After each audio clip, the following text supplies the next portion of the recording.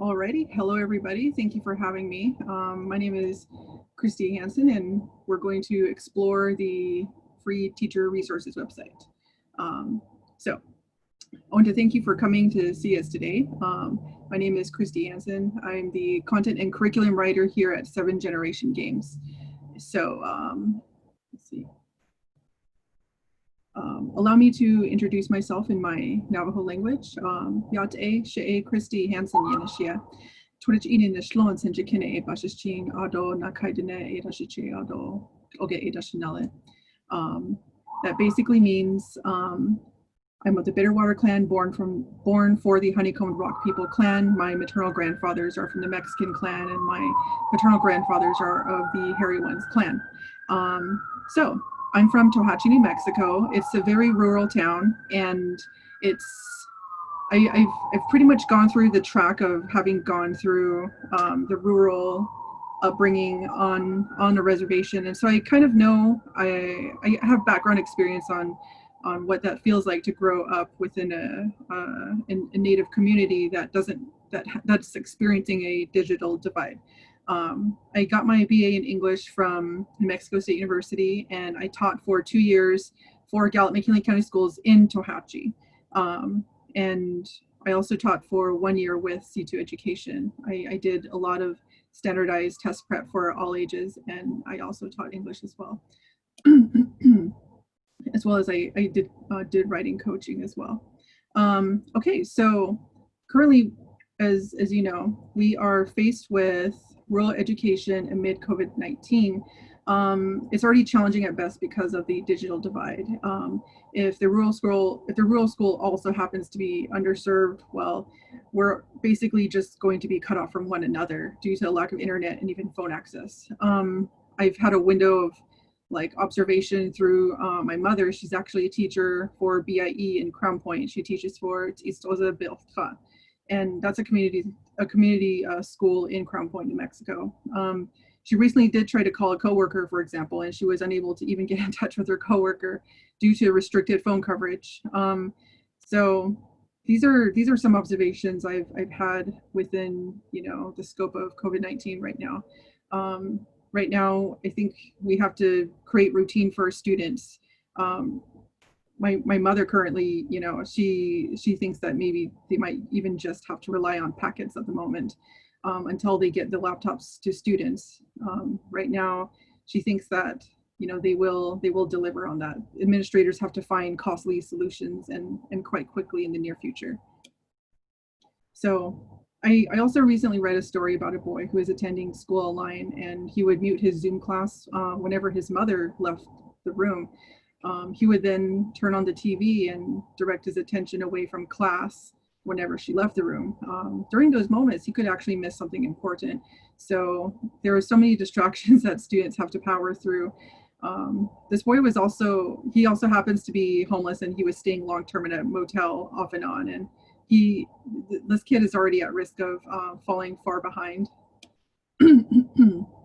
So student engagement can be very tricky during remote sessions, especially since if you haven't done it before. I certainly haven't, and this is definitely new territory for many of us. So you might think that, well, packets are going to be the final answer. It doesn't have to be. You might think that principals and parents may not approve, but they will, because it's Common Core aligned with teacher testimonials as well. If you look on our website, we do have some teacher testimonials that they've posted on there. Our games even have assessment tools like Maria mentioned earlier. It's built right into it for tracking scores. You may not have access to Zoom during the pandemic, but our games are programmed to run offline. So that is something I'm very happy for as well. Like back when I was a teacher on the reservation, I think that I was actually wondering what would happen if something like this occurred. Like, what if we couldn't be at school? How would we teach everybody? And that moment has actually come. So here we go. So, I like to share some great teacher resources with you today. The best part is that they are all free. even if you don't have a teacher license for using the games, you still have free access to the educational videos on our YouTube channel and our lesson plans, which are on our 7th Generation Games teacher resources site. And they can be used to support your lessons and build a routine and retain student learning. So one way that our games can help is through gamification. You can develop an approach for increasing your learners' motivation by introducing gamification elements. It does have roots in the business world for helping customers build loyalty. For example, like your royalty card, that's an example of gamification. And this has been around for about a century, and it's being applied in education now. It's now mainstream. Of course, you probably use like a point system, reward system in your class, but it's time to turn those things into a remote engagement strategy. So gaming is the natural way children learn and explore. For example, like, do you remember how boring cleaning your room was as a kid? Well, maybe your parents must have engaged you in some way. Maybe you engage them now with like a cleanup song, like clean up, everybody do your share, that kind of thing, right? So later on, the cleanup song turns into like allowances and slumber parties, and all kids are motivated by something, right? Some say that the early use of digital devices can be bad for kids, but our kids are digital natives now. Tech has changed the landscape of education. It's changed the ways in which information is communicated and accessed by everyone. All of my students basically knew how to use social media, and it was a surprise to me. I thought, well, maybe their parents must have, not allowed them to have social media, but no, they knew like a lot more than I did, and I thought I was like, a savvy digital immigrant. Okay, so we can use technology as an ally to teach because it can improve productivity. We have clip art on our website, videos, lesson plans, and it can encourage student creativity. Gamification can help students' imaginations soar. We have the materials to help you broaden your students' horizons. It can improve motivation in your classroom. It can strengthen communication processes. Your kids will learn to work together to solve problems and build important communication skills. So we do have our lesson plans on our website at teacher.7generationgames.com. Within this PowerPoint presentation, I've linked to the website and to the games as well. So this is our teacher resources site. This is a screenshot of what it looks like. So remember, it's teacher.7generationgames.com. And here we have mathematics and social studies content for grades 3 to 8 as our main focus. If you click on the math link, you will find lesson plans and resources on tribal and Latin American history and culture. If you click on the mathematics link, you can also find like resources on multiplication, division, fractions, statistics, and problem.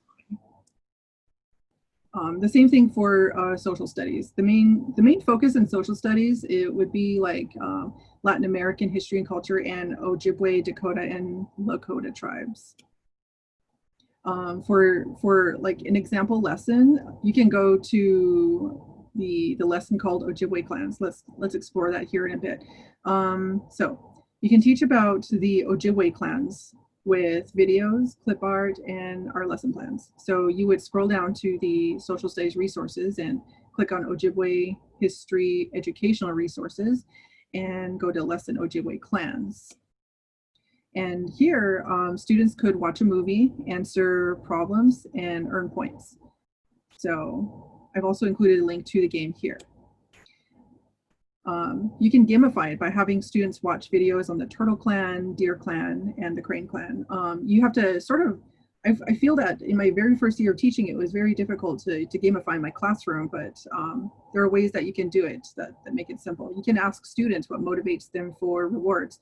You just make sure it's fun, you make sure it's free, low cost. You try to immerse them as well. It doesn't always have to be points. You can turn the currency of persuasion into something like spears or herbs, like we did in the games as well. You can do this both like in relation to the game, or you can make up your own. And like, I find that it's best when it isn't tied with their grade, because that's kind of too high stakes already. The key is to motivate them. So they can earn like some questions, they can earn like unique bonus credit for each of these little assignments to earn something that's kind of like tangible, like virtual, but yet kind of virtually tangible. You can have students work in teams for this as well. It can be like whole class or in teams. So they can redeem these like bonus credits to unlock free special rewards or daily events in your classroom. These don't have to be like daily or weekly. They can even be like per quarter or per semester. So like examples can include like a digital dance party DJ over Zoom, or maybe the principal can pop in and wear a goofy tie or hairstyle of the student's choice or you can always use the tried and true technique of giving students recognition, among like the classroom or the school. Oh dear, I have a car alarm in the background. Oh, thank goodness that stopped. Okay, so that was an example that you could do with your class remotely. Now here's some resources you can get for free from us. So if you look here, we have a YouTube channel. This is what our 7th Generation Games YouTube channel looks like. As you can see, we have many videos grouped into playlists by math, history, social studies, fractions, everything. So don't forget, we have our free lesson plans available. They cover like fractions, statistics, again, problem solving. So we have what you need to support your students retain their learning. So for some of our other apps that are on our website are Counting by 2 Languages. This is bilingual. This is for early elementary students, like ages 4 to 7. It uses augmented reality to teach your students counting. This one as well, and this one is recommended for ages 3 to 5, and it focuses on multiplication in Spanish and English. And here we have Math, the Universal Language, that's in Lakota and English. This one is in Dakota and English, two different languages and cultures. And here we have Making Camp Ojibwe. This is for multiplication and division focus, and it focuses on, for the history element, it focuses on Ojibwe, Chippewa, Plains Indians. So like, basically, I think that this is very, I guess, helpful because sometimes when you teach at a tribal school, you have the tribal standards. In, like, for example, like I think in Navajo, I think public school on the reservation and BIE, we did have to fulfill a set of standards, like Diné cultural standards, and this would be a good way to hit those standards as well. It doesn't always have to be like Common Core focused. I mean, teaching in a tribal school, you have to sort of adhere to tribal students' needs as well, and I feel that these are good ways to address those. This one as well, because it goes into the history of the Mayan civilization in Latin America, and it's recommended for grades 5 to 7. It does have like a few tougher things. It's interactive, and it's very, I feel like it's very fun, because like some of the jokes are very witty, and there are two students who go back in time, and you have to sort of help them along, figure out a way to get back to the present, but you have to go through the Mayan jungle to do that. And I really like this game.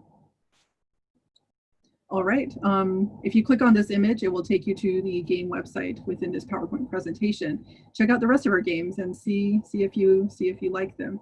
I recommend you playing through the games before you give them to your students. It's absolute fun. I enjoyed it. I wish we had something like this for our students when I was a teacher.